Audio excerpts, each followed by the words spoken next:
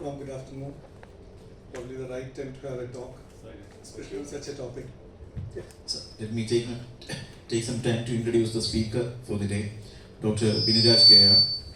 He completed his BDS and MDS from A.B. Shetty Memorial Institute of Dental Science, Mangalore. Completed MDS in Clinical Periodontology and Oral Implantology in the year 1999. He is an active academician, clinician and research fellow since 1999. He completed his fellowship in implantology and also the fellowship in laser dentistry. He is a trainer of implant dentistry and periodontal plastic surgical workshops. He is a postgraduate guide since 15 years. He is an active inspector of Dental Council of India.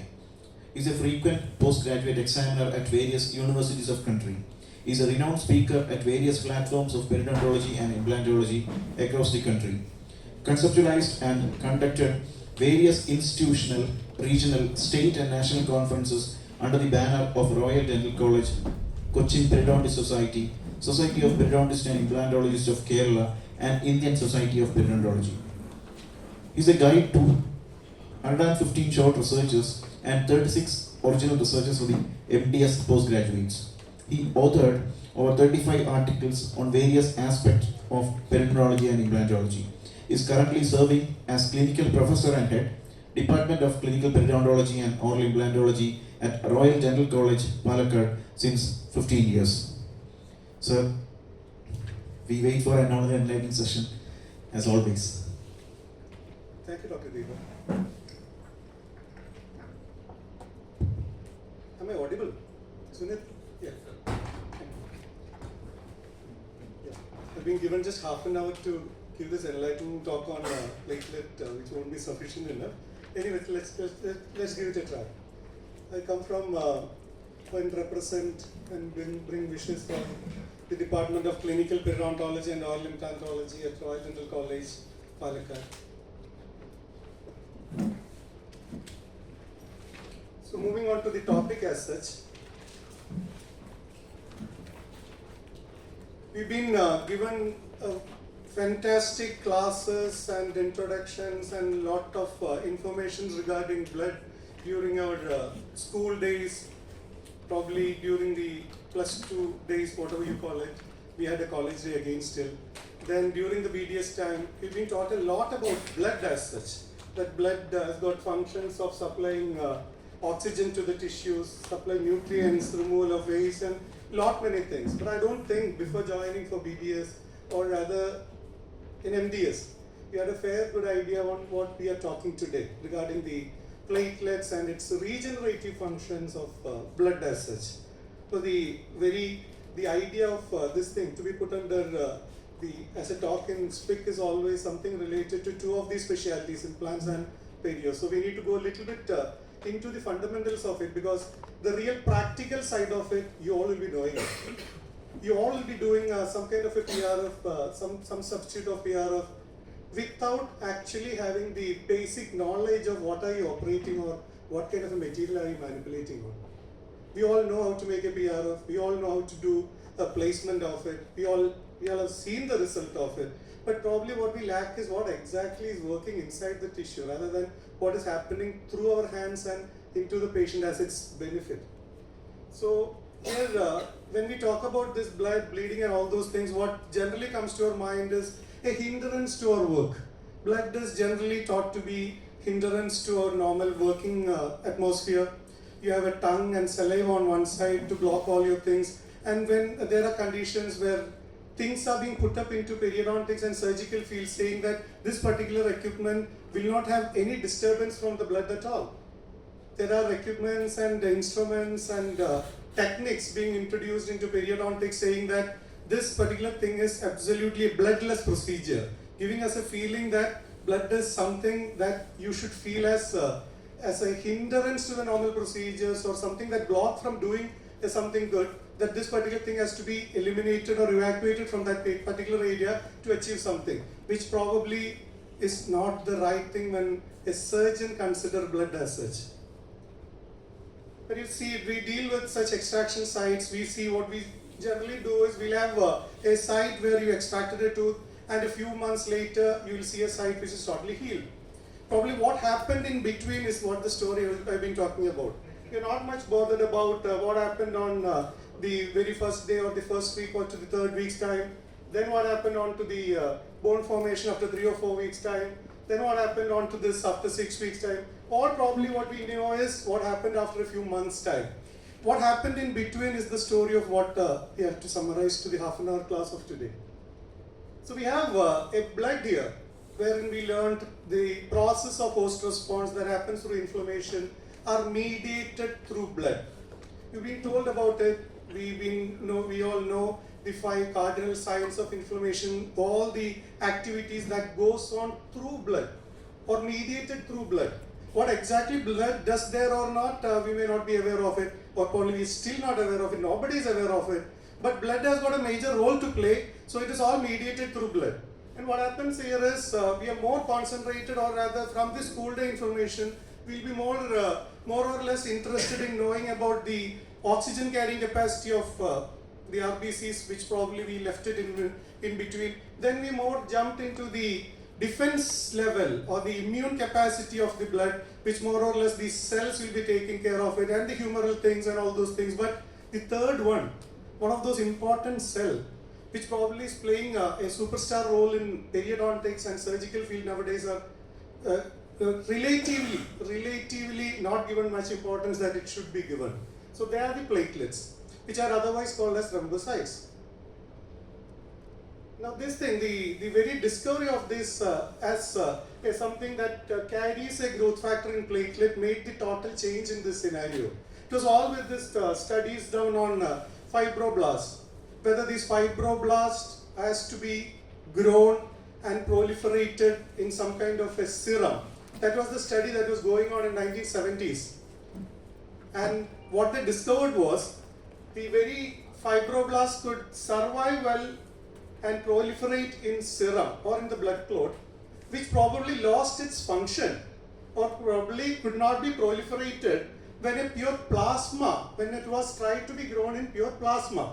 So something inside the plasma was definitely giving support of nutrients to it, but proliferation of those fibroblasts were not achieved when it was purely made it into grow in your plasma as such.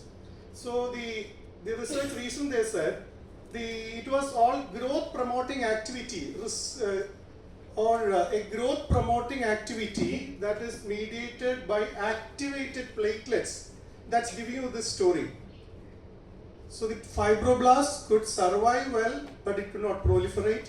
So the proliferation capacity of the fibroblasts were much dealt with something else inside the blood clot, which is probably not plasma, but something else. So they coined a name of platelet-derived growth factor. This could be the factor inside the platelet, in an activated platelet, that must be playing the role here. That was the very idea by Russell and Rose, that was in 1974. So entire thing happened in 1970s. Then we understood more about platelets. This is not exactly the discovery of platelets or anything. What I was talking about is the discovery of its role in regeneration or its role in what we do nowadays. So that all started in 1970. So according to that particular knowledge of platelets, we had a different idea of platelets, that they are all cells. They are not cells. Platelets are not cells. They are just fragments of another cell. So they are all fragments of cytoplasm of megakaryocyte cells. So what they do is they just pop out or just burst into a lot of fragments, and megakaryocyte by itself gets phagocytosed by another different cell and goes off. And these megakaryocytes are platelet precursors that release thousands, nearly 2,000 to 3,000 of platelets are released by these particular cells into the bloodstream, and most of them goes and gets stored in the spleen and only comes out during its work. So that exactly is probably the first point I wanted to put in front of you. Platelets are not cells, and they don't contain many things what is there in the cell as well. So this is a basic structure of a non-activated platelet. This is not an activated platelet, they are not into the function. They are just fragments of it, and these fragments have got a size of just 2 or 4 micrometers. They are just disc-shaped cell fragments. An important thing what we need to concentrate in this particular picture. Probably the people who are not aware of this thing what I'm talking about should be these two things.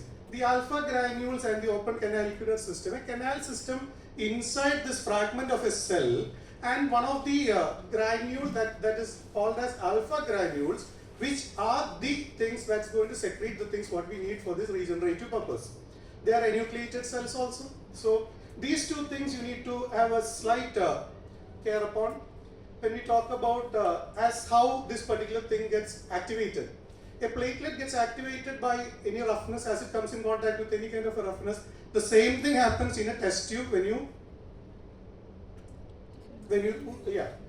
whatever it is. So that thing is going to happen when an activated cell take over its shape into pseudopores. This is what happens, because this is basically required for these things to intermingle together, intervene together, agglutinate together, and finally form a blood clot. So the normal platelets are distant shape.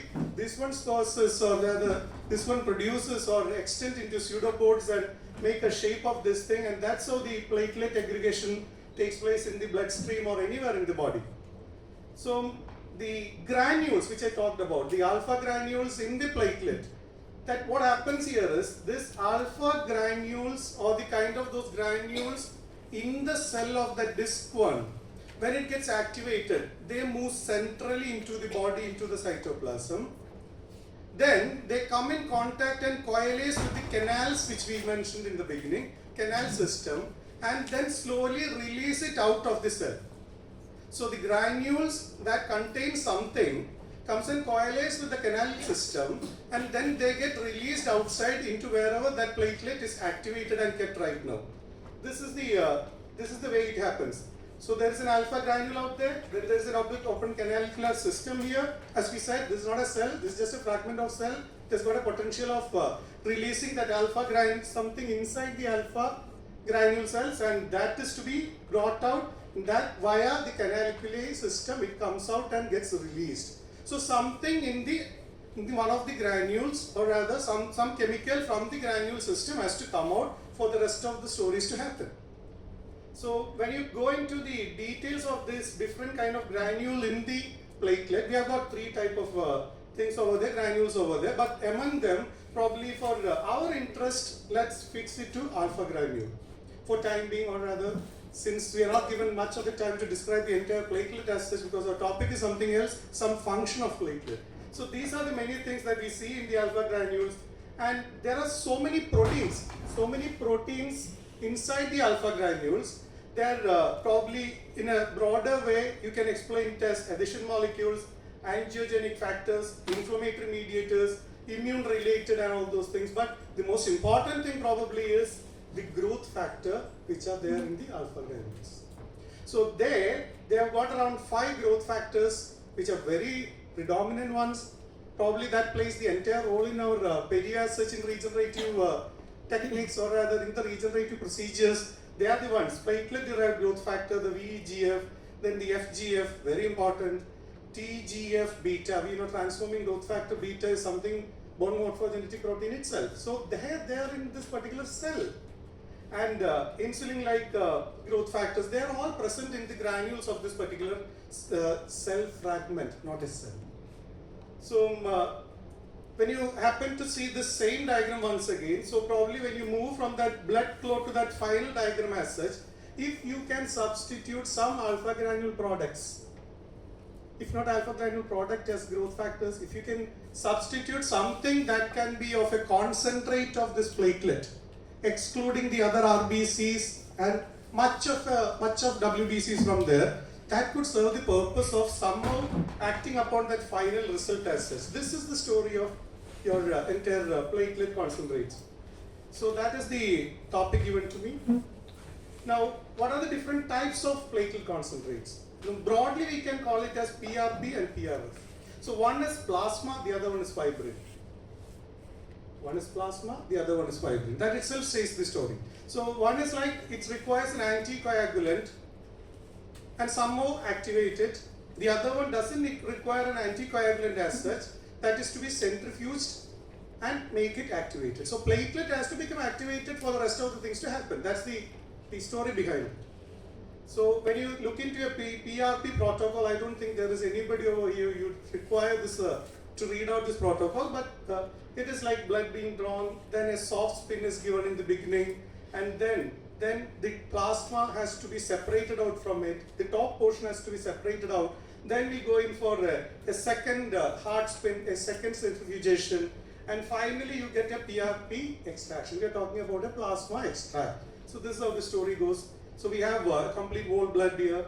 Then for the first light spin, we go in for this. Then we get a separated out different cells in the test tube as such. We have got 2 steps over there. That portion is separated out, leaving the red blood cells over there. Then we are going to go in for a second spin of that. And finally, you come out with this particular one in the test tube. But please note there, what is seen on top and what is seen down. Probably this is not the same in PRF. So PRP has got something ulta compared to the other one what we have in PRF. So that is how the final product comes. So there is an addition or there is a kind of inclusion of a non-coagulating agent here.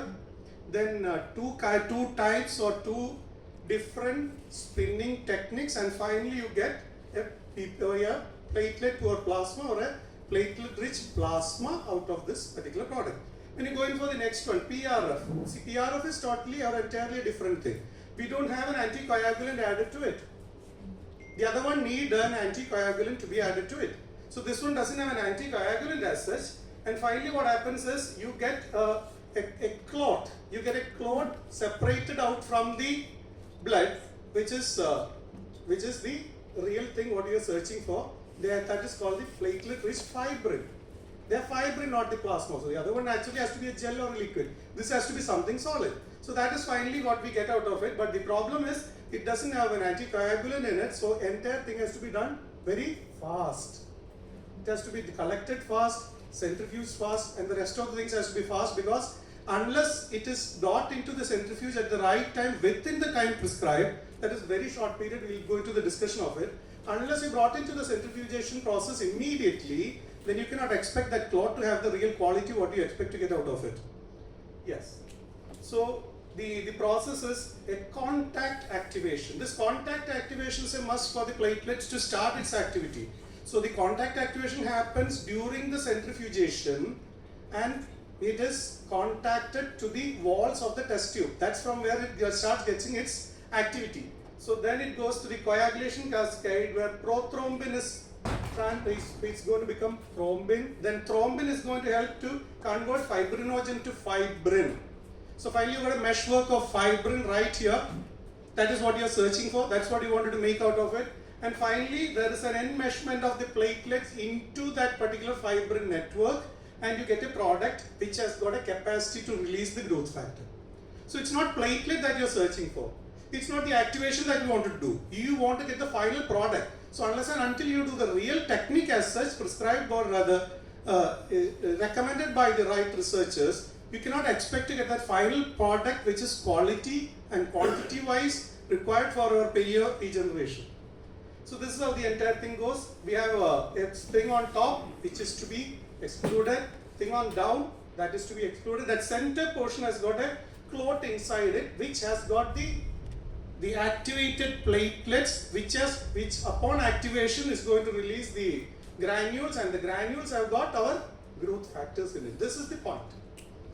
So the entire venous blood collected to the centrifuge should not take more than 1 minute time. This is the most important thing to be noted in the beginning, because this doesn't contain anticoagulants, so that is very, very important. And prolonging the process will definitely result in an unsuitable clinical use product as such. So this is very, very important. When you consider PRF as such, this is very, very important. But PRP is not the same thing, or it's not the same conditions applied here.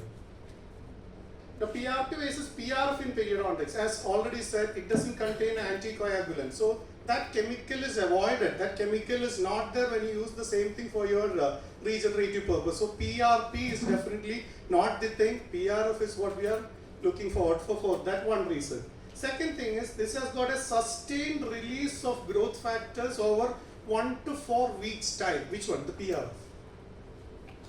PRF has got a sustained capacity of releasing the growth factor over 1 to 4 weeks time.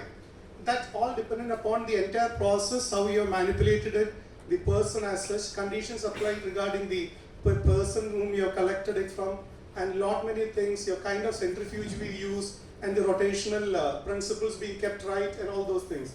Whereas PRP delivers a rapid one, which ends up within hours. So PRP has got a sustained method of releasing it, the other one has got a rapid way of releasing it. And finally, when the prolonged gradual release of PRF is a long-term biologic process needed for the complex tissue regeneration that we are searching for in periodontics. So summing up this whole thing, it is not PRP that we are searching for. We want a better thing that remains there for a longer time, has got a sustained release of growth factors, which probably is better achieved by PRF than PRP.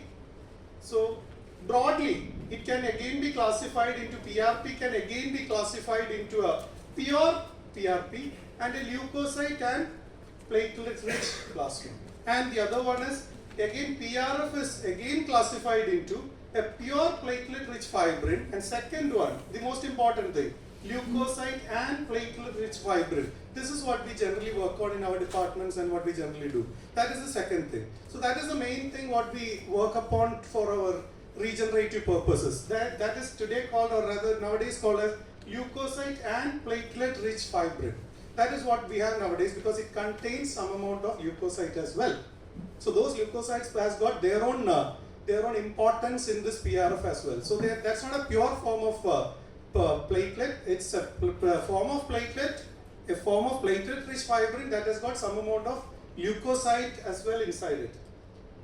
Now when you go into the inventory sequence of this, it was all the basic fibrin sealant to the platelet-rich fibrin. This is what the entire sequence of its discovery is all about. The first thing what we discovered or what we got in hand in was in 1970s was fibrin glue. Fibrin glue, the one, the collection what we had on top. That may be having enough of platelet or may not be having enough of it, but that was naturally not used for regenerative purpose or anything, but that was definitely existing. As a platelet concentrate, that was existing. Then we had this PRP introduced to the dentist, that is platelet-rich plasma introduced to it. Then it was platelet-rich in growth factors, PRGF introduced in 1999. So that is the inventory sequence of these things. I'm not talking about the things in general, I'm talking about things being introduced into dentistry, please. I'm not talking about the time of discovery of platelet or platelet-rich plasma or anything, or even growth factor. I'm talking about things pertaining to the dentistry as such. Then as we moved on, we had the second generation, that is the one which we spoke right now, that was LPRF. This is the one which is still prevailing in our science. Then we had this concentrated growth factors also introduced later. They are all the same thing. The principle is same. We need activated platelets. We need activated platelets to have this granules move toward the core of it, then come and coalesce with the canalicular system, and then release the content of that alpha granule, which is otherwise growth factors. Now the third generation comes with advanced PRF. It's all the variation in the centrifugation process. Then we have a titanium PRF, which is not generally used by the normal test tubes what we have, it's something else. So the property according to them has got some difference in it. Of course, whoever requires such a thing should be using it, but in a normal process, this is not a needed one. The one glass whatever test tubes you use is more than enough. Now injectable PRF came into the field in 2015. Then came the advanced PRF plus. That is what is presently known to be the latest one. So all those things have got some difference in its variation and spin of centrifuge and the time used for its centrifugation. So that gives a better product or a different product, probably that is what you're searching for. That's all. It's not that one is better than the other one. Probably you're searching for a thing which need not have a sustained release. You're searching for something just to fill that area and keep, then it's not the membrane that you're searching for. So same thing, the centrifugation time for various PRF preparation, if you go into that, we have got an LPRF, the standard one that is 12 minutes or even 10 minutes, and the spin is around 2700 RPM. So it goes on like that. The other one has got a 14-minute spin for 1500 RPM. So your spinning time is less. So naturally the product will not be having that kind of a final clot as such, but it might be having something else in it which you are looking for. It's not that one is better than the other one for this one particular general procedures. It's one is better than the other one for the present particular purpose what you are looking for, that's all. So you have the titanium tube which has got 12 with 2800 RPM. So all those things differed according to the kind of product that you finally need. Generally when you say it has got an antibacterial, anti-inflammatory, hemostatic, the very purpose that it was first known for, analgesic as well. It has got its analgesic property. It has got its hard tissue regeneration. We already saw transforming growth factor beta in it. Then we have got a soft tissue regeneration as well. So this entire thing makes LPRF, leukocyte and platelet-rich fibrin, a favorite substance for our periodontal regenerative site as such, because it has got all these properties pertaining to the periodontal requirement.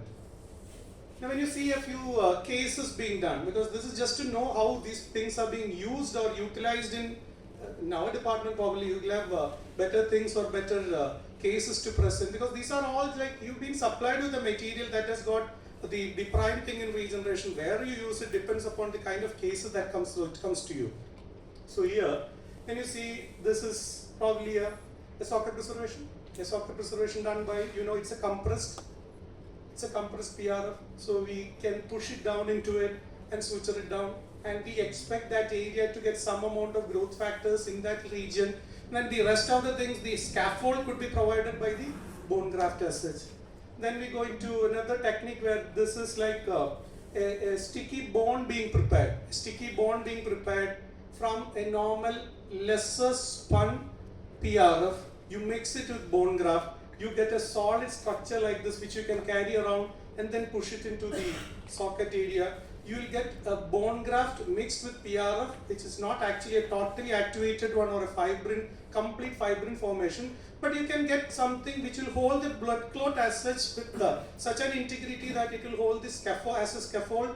The entire bone area, the socket area is taken care. Then we have same kind of a sticky bond being done with an intention of having the same socket preservation plus augmentation. It can be achieved by this.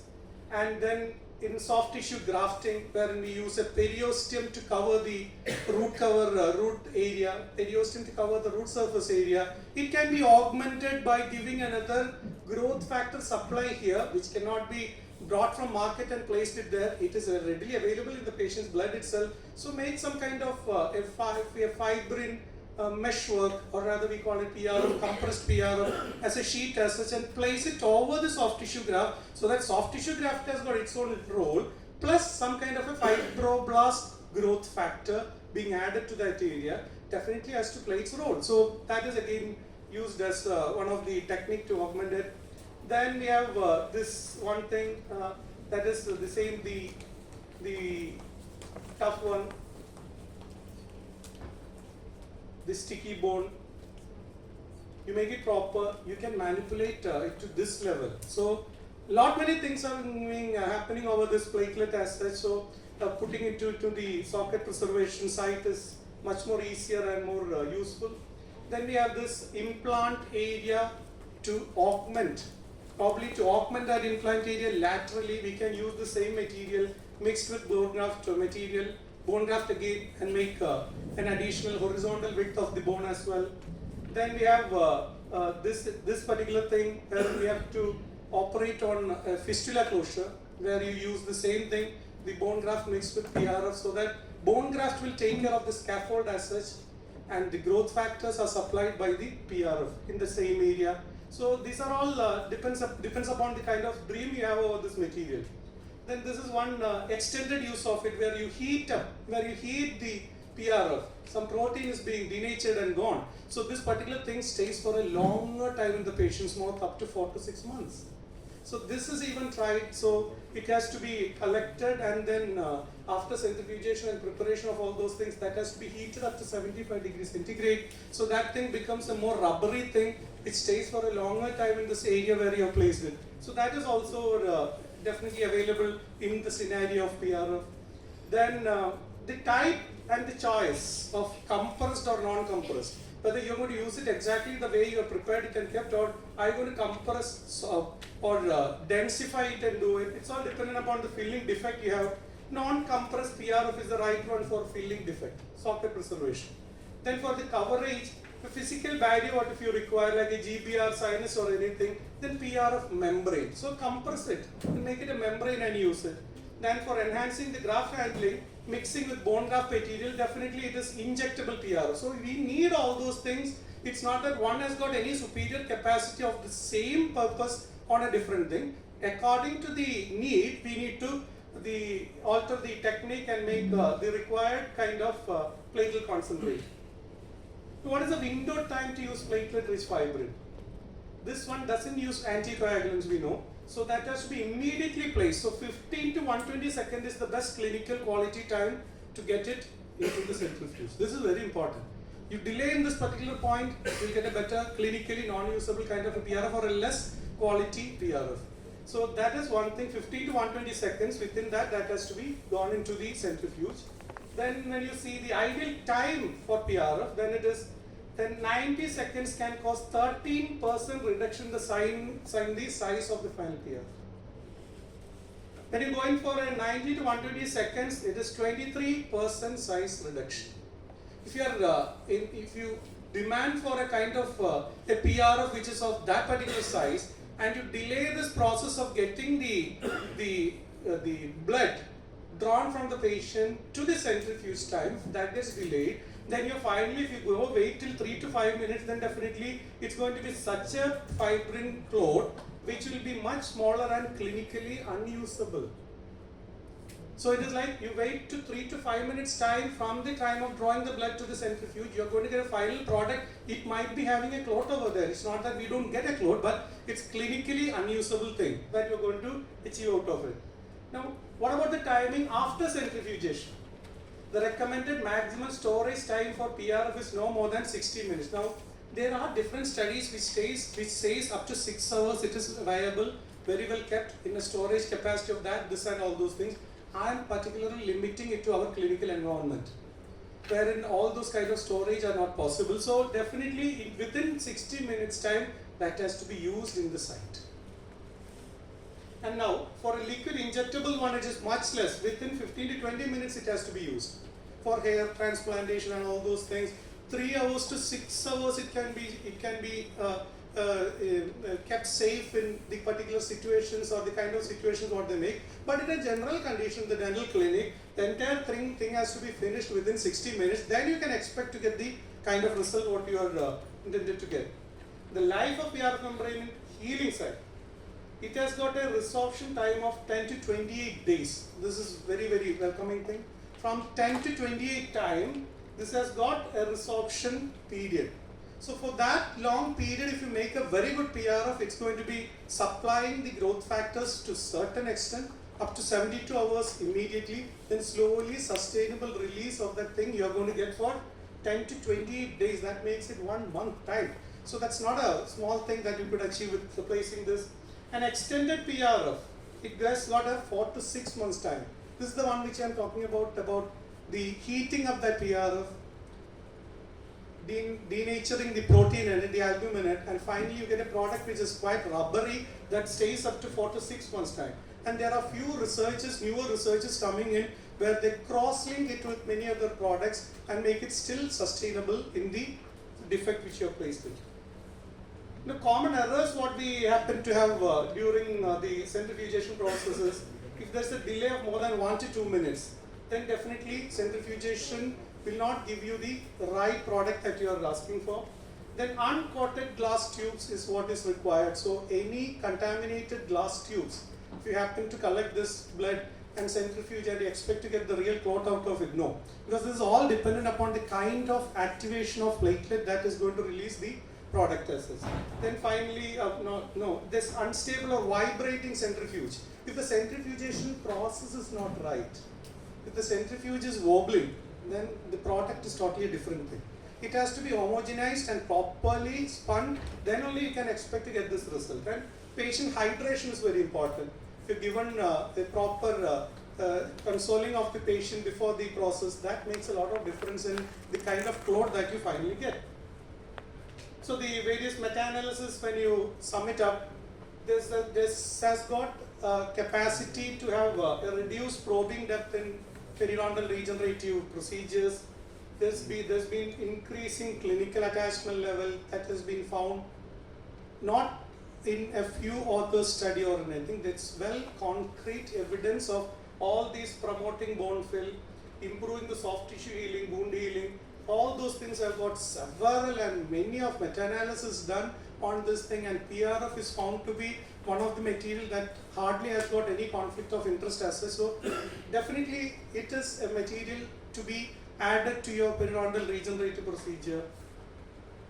Now when you come to that final thing, whoever you are, how good your surgery is, how much ever you have worked upon this with your skill, whatever good you have done to that area as the best of your surgical ability, once you suture this and come out, then definitely beyond this particular suture level, you don't have any role to play in this. So how much ever good you have done, how much ever good you are in your surgery, whatever good you are in at your hand scale, everything, but beyond this level, you don't have any role inside that particular area. That entire thing has to be taken care by the physiology, the biochemistry, the molecular science of this blood, and definitely these products. So this particular thing, if I had happened to put this thing on the screen without giving you this introduction, probably you would have had a real tough time reading out the kind of chemicals and molecules in it. This is happening with us as a postgraduate student. We were all told, okay, that much is enough for you, you don't need to go further to it. But definitely there, some part of the world, people are going further to that. So all these molecular things, the chemicals, the small physical things happening inside in the healing area is becoming the science of tomorrow.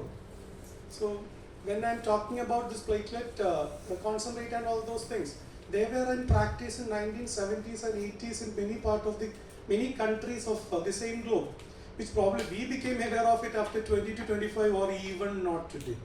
So this is where the crime lies. So only because all these chemicals and this process and molecular things we think are all bouncers or something which probably you don't have any role to do. This is wrong. Please, postgraduates, don't ignore any of those things what you see on that board. One small thing, that is a molecule which is not of much use. It won't come for this as a short note for your exam. That is not the way to learn and become a specialist. If you want to go into the depth of this science, then each of these chemicals have got their own role in it. Yeah, marvelous conference as such, what I've heard about it, and we'll get going, keep doing the same job for us, and the entire thanks to wonderful crowd over here organizing it. And we know MAHE is a special place where hospitality is taken care better than even academics, so we are all waiting for it. Thank you, Anil. Thank you, Anil.